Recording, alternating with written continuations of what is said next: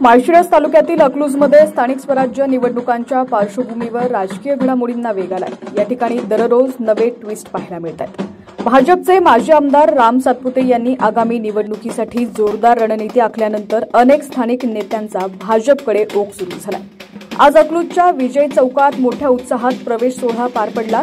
सर्जेराव पवार यांच्यासह वसंतदादा माणिक वाईकर पाटील, संग्रामअण्णा भीमसेन दोरकर, सागर अप्पा भीमसेन दोरकर, विक्रांत वसंतदादा वाईकर, विशाल वसंतदादा वाईकर, रोहन संजय वाईकर आणि सोहम संजय वाईकर यांनी भाजपमध्ये प्रवेश केलाय।